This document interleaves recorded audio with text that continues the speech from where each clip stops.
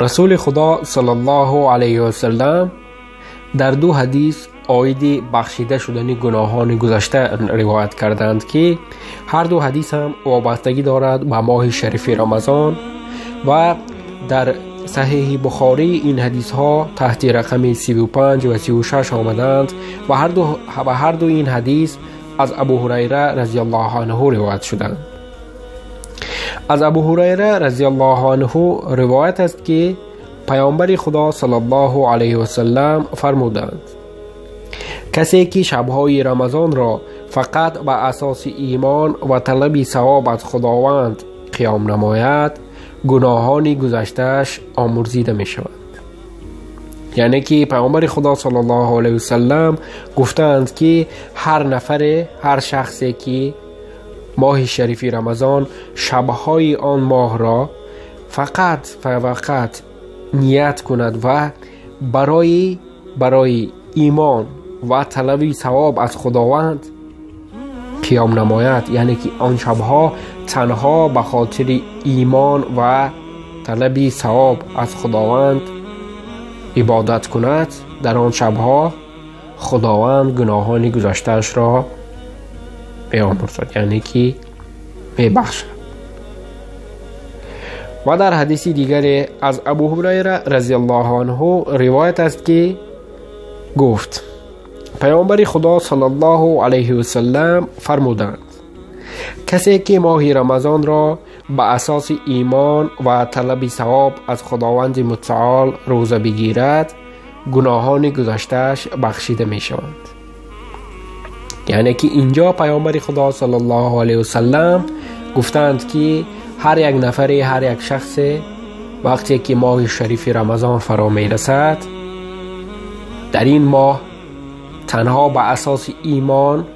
و رازگی خداوند متعال روزه بگیرد، یعنی که روزه داشتهش با همان نیتی است که به خاطر ایمانداریش و به خاطر رضاگی خداوند همین چیزها همین نیت ها را کرده روزه بگیرد، خداوند گناهان گذشتهش را آمرزش میکند، یعنی که میبخشد. یعنی که یکم در حدیث اول آمده بود که وقتی که انسان ماه شریف رمضان شبهای این ماه مبارک را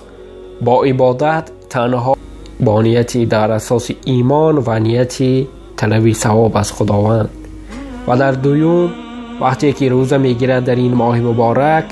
نیتی روزه گرفتنش تنها با اساس ایمان و رازگی خداوند متعال باشد،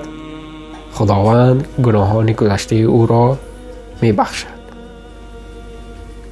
و از ابو هریره رضی الله عنه روایت است که پیامبر خدا صلی الله علیه و سلم فرمودند مسائل و احکام دین آسان است و هرگز کسی در دین تشدد نکرده است مگر آن که مغلوب گردیده است. پس میانه روی کنید و آنچه را که میتوانید انجام دهید و به ثواب خداوندی بشارت دهید.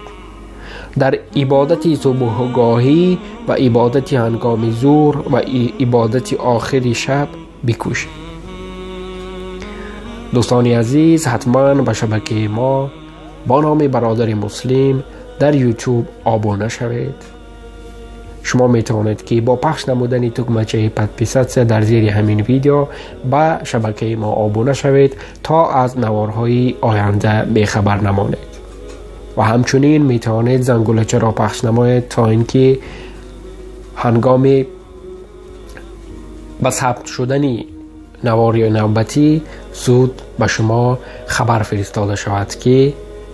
در شبکه ما نواری نوی پیدا شده است و همچنین در گروه های ما در شبکه های اجتماعی به مانند فیسبوک، ادنکلاسنیکیف، کانتکت آبونه شوید و از ثبت های آینده های ما بیخبر نمانید. خداوند نگهبان علیک شما. السلام علیکم و رحمت الله و برکاته.